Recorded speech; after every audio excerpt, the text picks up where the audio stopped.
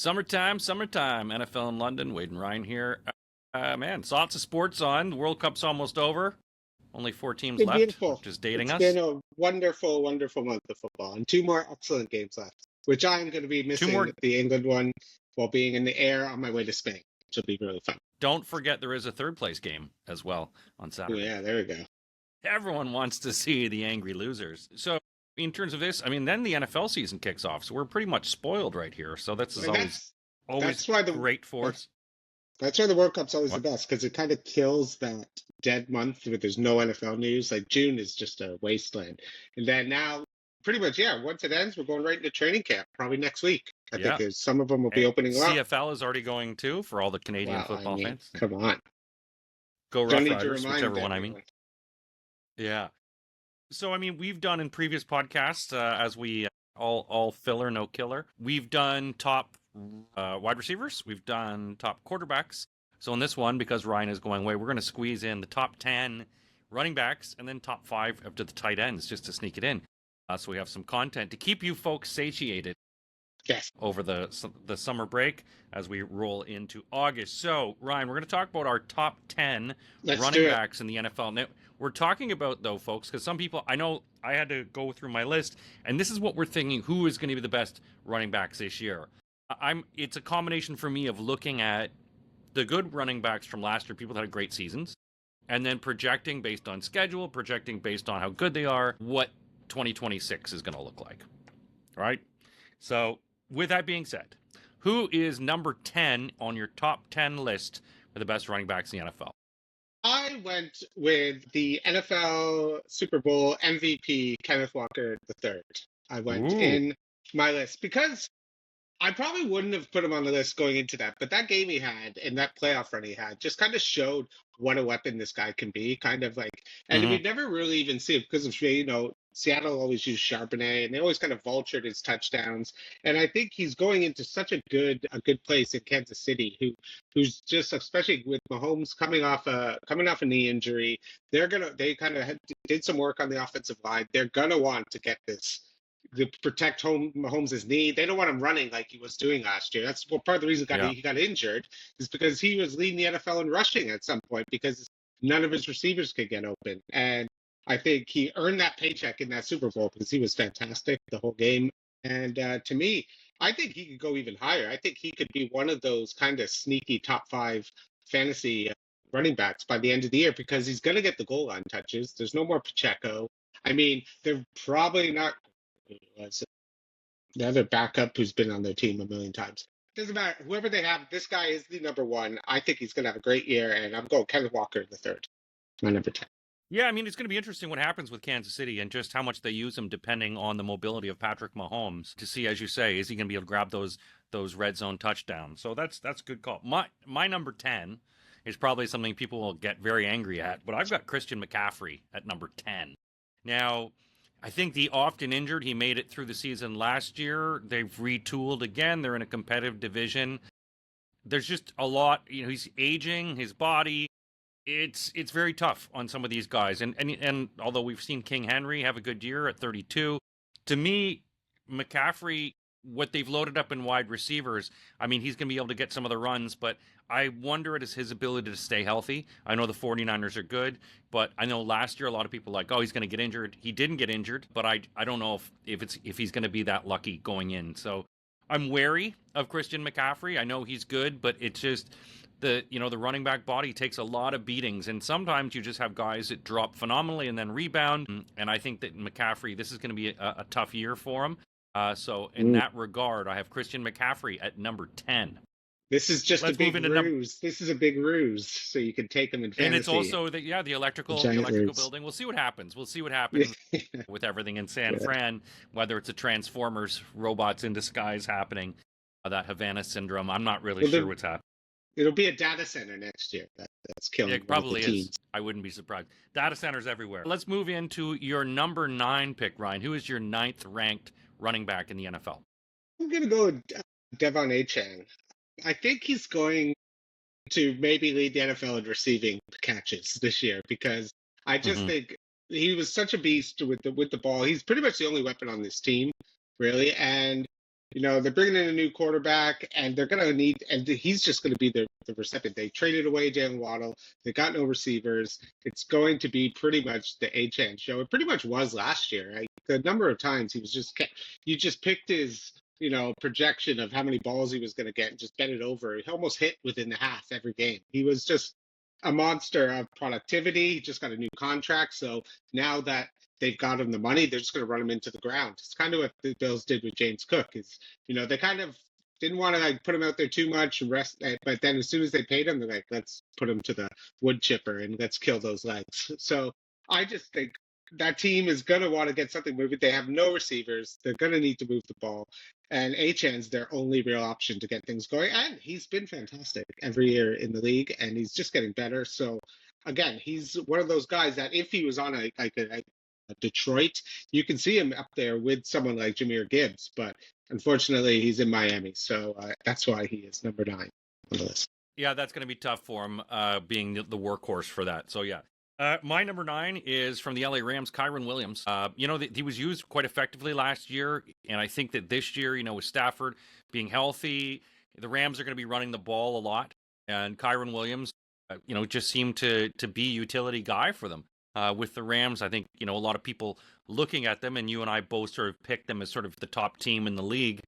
The top team is gonna have one of the top running backs. He's in competitive field. He's not as demonstrative as some of the other big running backs, but I still like him. I like him to get a lot of yards. I like him to use his catch as an option. He'll grind through it, get the touchdowns. He's reliable. Matt Stafford will lean on him, and he's the number 1 running back for the Rams. So I have him as my number 9, Kyren Williams.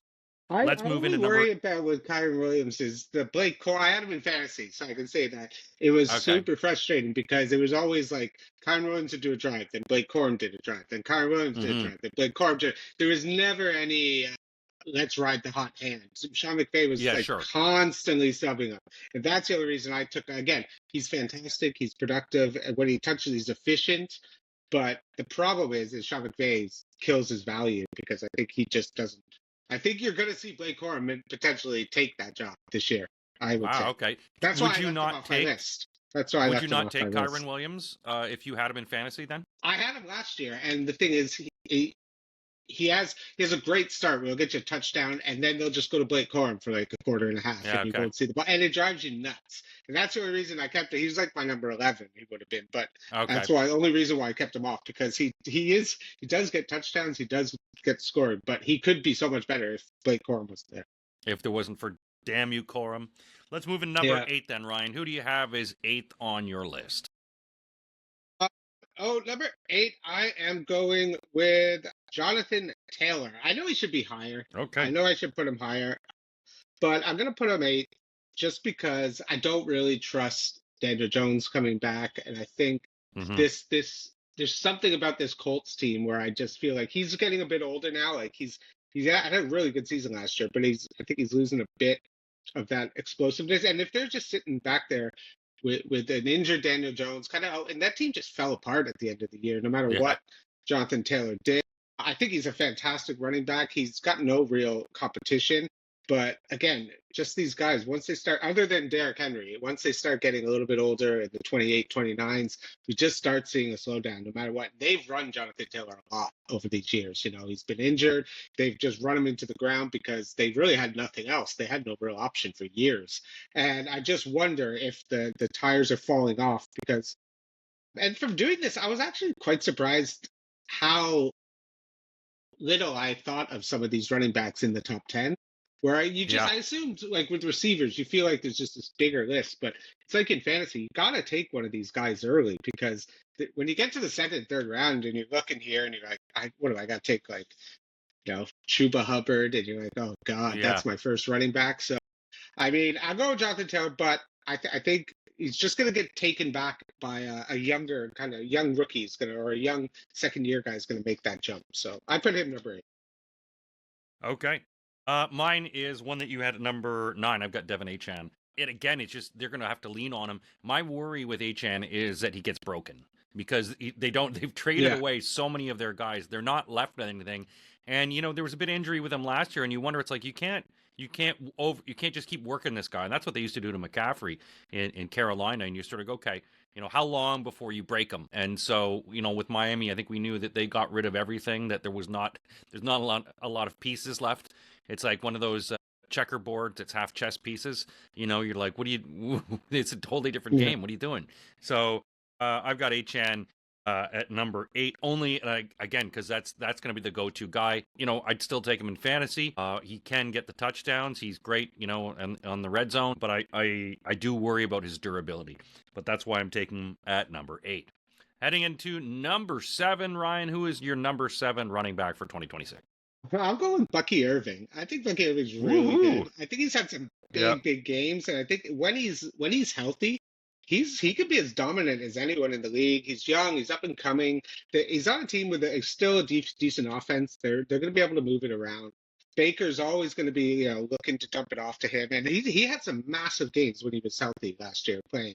And I just think, again, he did have a little bit of a committee, but I think he just kind of stole that job away from the other guy. And I just think he's a beast. And I can't wait to see what he's going to do now, especially there's no Mike Evans. They're going to want to really kind of focus their team. And again, Baker's just one of these guys, you got to protect him as well, because he'll recklessly put his body on the line all the time. So to have a good running game where you can make Baker's life a little bit easier, I think it's going to be, because Baker ran a lot too last year, like a lot more than he ever did. And he took some hits.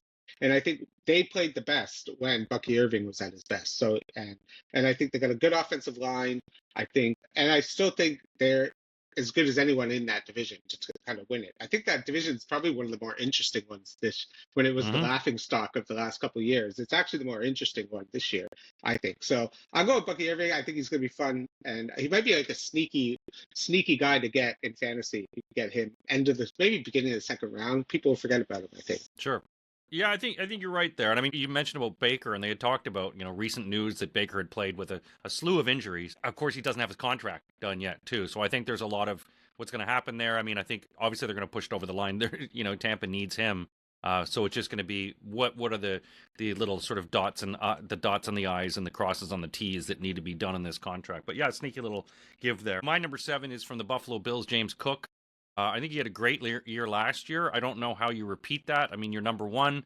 It's very difficult to maintain the number 1, particularly, you've got DJ Moore now. You've got some guys to stretch the field a bit for Buffalo, giving Josh Allen someone to rely on. And, number 1s don't really last that long. He was good, but I don't know if he was great number 1. So I've got him at 7. I just think it's going to be a tougher go for him this year. I think he's good, a little smaller, but, as far as Buffalo goes, there's still a lot of running backs. And we talk about the guys that are in the top 10. I've struggled with. There's a lot of guys I'm like, I would take him. I looked at Irving. I looked at some, and making my list, I had James Cook coming in at number 7. So let's move on to number 6. Who is your number 6 running back in the NFL for 2026? Oh, Saquon Barkley. I put Saquon Barkley down at 6 for a couple of reasons. I think he had first of all, he didn't have a great year last year. There were offensive line injuries. Lane Johnson was out for a bit. And I just think with now that they've lost AJ Brown, it's going to be a lot tougher for them to they can probably stack a couple boxes a little bit, like less respect the passing game, kind of focus more on Saquon, who, didn't have his best year, again, after coming off an absolute monstrous year. I just think he's, again, the guy who's getting a bit older, and was that just, again, because that was them at their best, and he had a bad year. Like their team offense is definitely worse. So I can't imagine he's going to then take that big jump. He's not really used in the passing game at all. He kind of is an afterthought in that. He gets his 1 or 2 catches a game. But I just see a fall off again. I just think this Eagles team could be like, again, with Sirianni and all the kind of questions with Hurts and are they losing AJ Brown? Are they going to be able to be dominant on the outside? So I just think there's too many questions in Philly. So I had to knock him back to 6. My number 6 is also Saquon Barkley, and for a lot of the reasons you said. So we found one the same.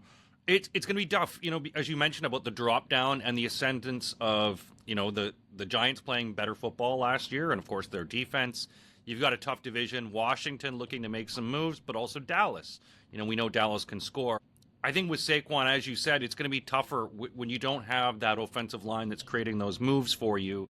And it just seems there's a toxicity that goes on with Philadelphia when you have the AJ Brown. When it seems like people don't even look like Jalen Hurts, that sort of locker Yeah, room turmoil can yeah. transcend to people. And if you're like, if you're like the diva, or if you're like, look, man, I'm the legs of this train, there's going to be some sort of issues. I think there. So I'm with you on this one. I think Saquon, he's still dominant. He's still big. He's still got those big thighs. He can still run you over, and he can get the red zone touchdowns. But I don't know. I don't have him in my top 5.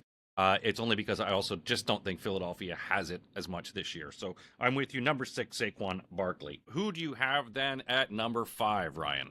I'm going Derrick Henry for a few reasons. Even though he's just so productive, he's so good. He's going to be 30, I think 33 this year, but he has not slowed down one. No, that's not really fair. He didn't have a great offensive year last year. It was still pretty good. I think it was just, again, he goes as Lamar goes, and I think he'll have those. Again, when he plays the Bills, he runs for 200 yards every time. So he'll probably Yeah. get that again. But to me, it's just another year older. He doesn't get involved in the passing game at all. So, and we don't even really know what this kind of Ravens offense is going to be if Lamar can stay healthy. Is the passing game, which looks like it's gotten worse again somehow. I don't know how Yeah. they keep making this offense. So they lost their number one center in Linderbaum. Like, they lost offensive linemen. They lost, but they. So to me, there's just so many questions on this team.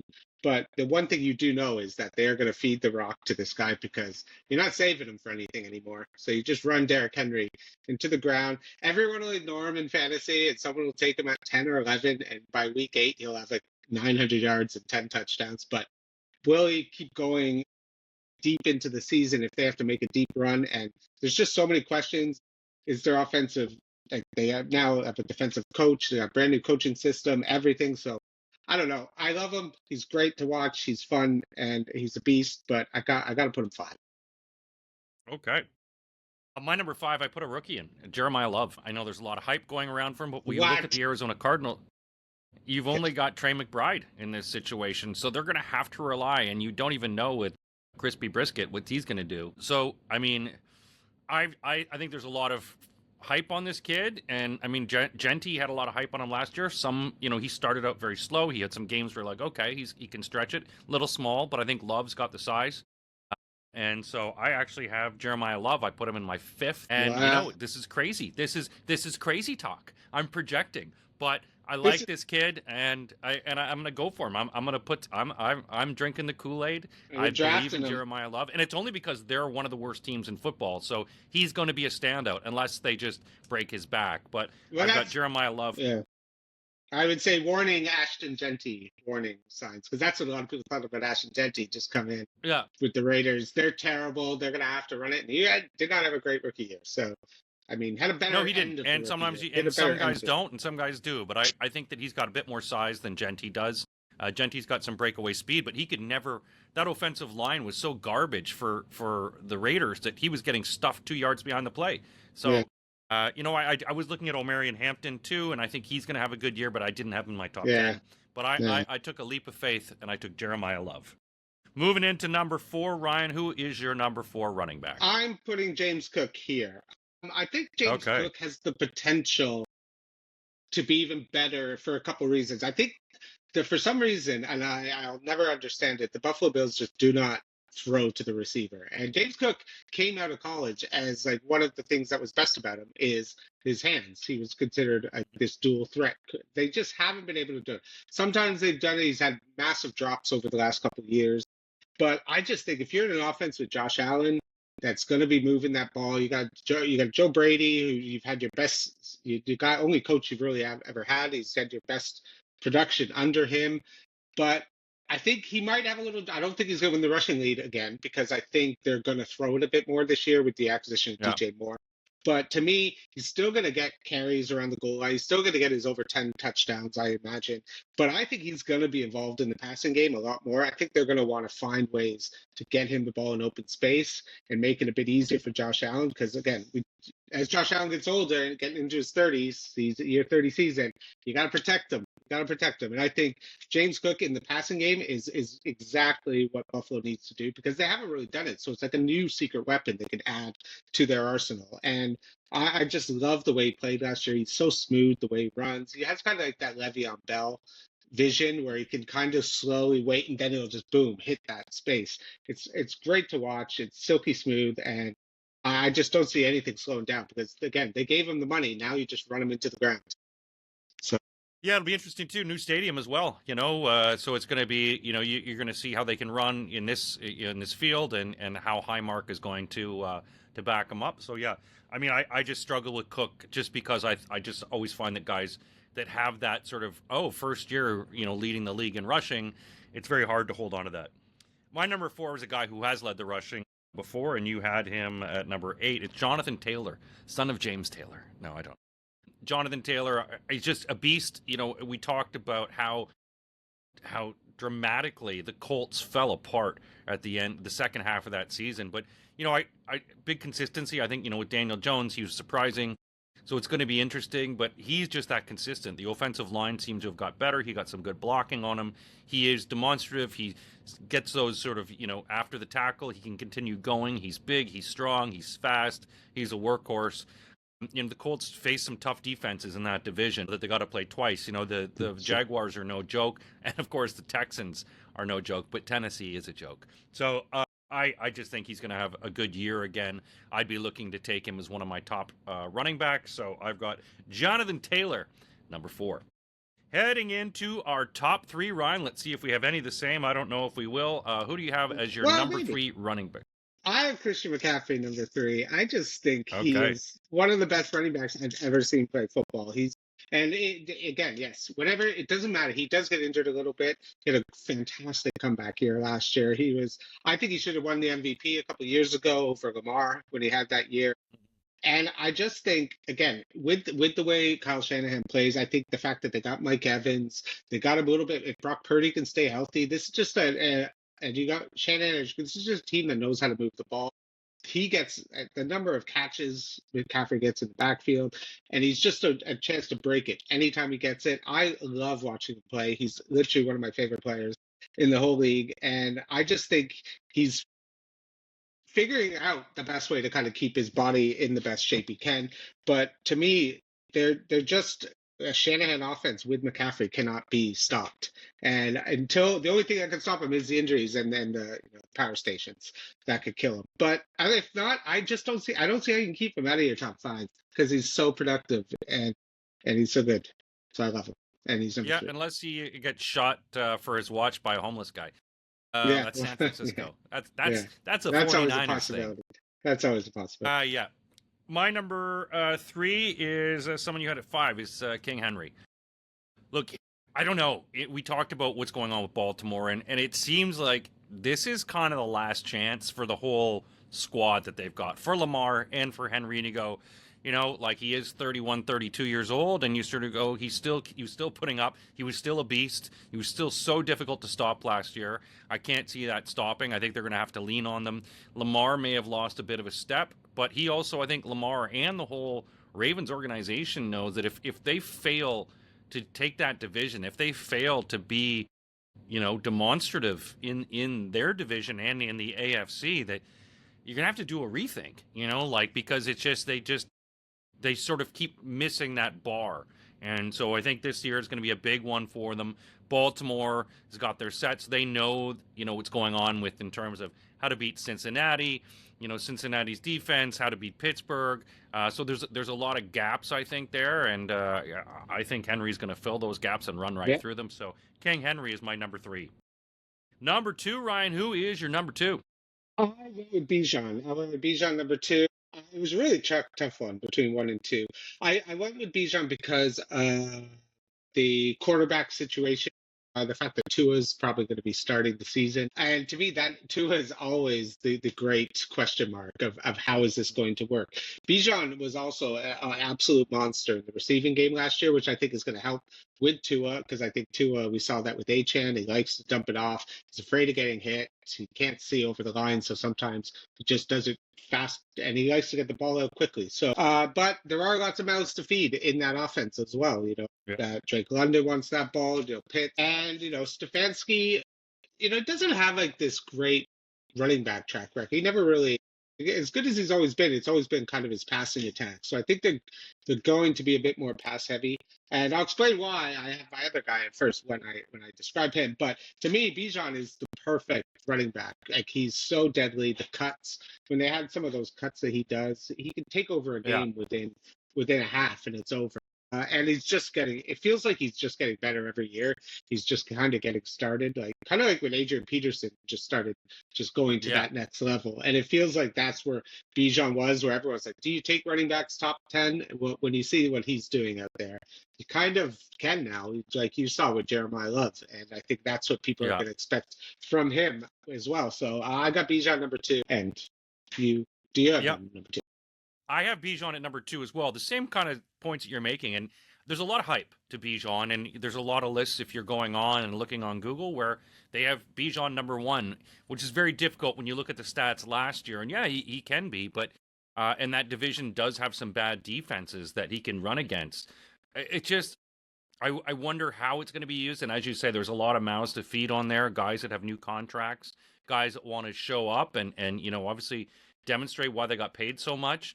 He can help Atlanta win games, and he's very good, as you say, at the cuts, at breaking free. At once he, after the tackle, if he gets going, it's very difficult to bring him down again. And also, he rhymes with Dijon, and I like that he has a mustard. So I'm a big mustard fan. So I would spread him on my buns. That's how much I like Bijan, but I'm only at number 2. Number 1, I think we might have the same guy, Ryan. Yeah, does he play for Detroit? He does. And the reason he's number 1 in my heart and my list is Montgomery's gone. I think Montgomery, like, they were such the Sonic and Knuckles. You got the Sonics playing by himself now in a solo adventure. And I think we saw just how many touchdowns and how many big games Montgomery have. And you just thought, like, what are the numbers that Jahmyr Gibbs could get if he just became the number 1 with no real competition? I think this is just an offense that still has weapons, with Jameson Williams, Amon-Ra St. Brown. Goff is underrated, even though he does have his mistakes and his limitations, but he's consistent as hell. Like, he's just going to put up good numbers. He might not take you to the promised land, but, he's like a Pat Riley of quarterbacks. He'll get you to the playoffs, but I don't know if he's going to get you there. He did, even though Pat Riley did get a championship, but he needed a check or something like that. And so I just with think the Lakers. I just think he's so dominant out of the backfield. He can break any touchdown at any moment. He's used in the passing game. He doesn't really come off, and he's going to get the goal line touches, and I think that's going to propel him. I think he gets over 20 touchdowns this year. I think he finishes fantasy running back number 1. If I had the number 1 pick in fantasy, I'd take him over Bijan, but it would be like I wouldn't even care if I had 1 or 2. Because if you get Bijan or him, I think it's going to be. But I think he'll get more touchdowns than Bijan because I think that offense just can move the ball with more consistency than Tua and Michael Penix, because there's still that quarterback question that Atlanta has that Detroit will have in a couple of years, I think, but not this year. I think Goff's got one more year in Detroit left. I think this is probably Goff's last year, unless he can do something miraculous. Yeah, no, I agree with you. And I think that the fall we saw from Detroit last year, and obviously the Bears winning that division. But to me, you're right. Gibbs, now that Montgomery is gone, it leaves him and it isolates him, puts a lot of pressure on him, but also gives him way more opportunities and cuts away from what Montgomery was taking with him. He is very scary, and you've got a few guys on that team, whether it's Laporta or St. Brown, where you've got guys to watch, and if Goff can get the ball off quickly, he can go with it. So I'm looking forward to seeing what he can do, not against the Bears, hopefully, but to your point, yeah, I would take him number 1. I think he's going to have those touchdowns. I think he's going to feast. And, Detroit still has that defense, which is, I think, going to have a bit of resurgence this year. They've got a good offensive line, so a lot of opportunities for them. So in that case, I have Jahmyr Gibbs as my number 1. When I head into our top 5 tight ends, because 10 tight ends is too many. So we'll look at all the tight ends. There's a lot of guys to choose from, a lot of guys that feed. let's start with your number Oh, 5, Ryan. I didn't. No, I didn't prepare for tight ends. I don't have anything for tight ends. No, You don't have any tight ends. no, I I thought we were didn't going to sneak in realize the we were doing. I thought we were only doing running backs because I actually have to go, No, so I can't do tight ends. okay. Okay, well, that's it. We'll do it on the we'll next have to one. do We'll tight- do it on the next one. We'll do tight ends in the next one. And so that's it for this podcast, folks. We just did our running backs.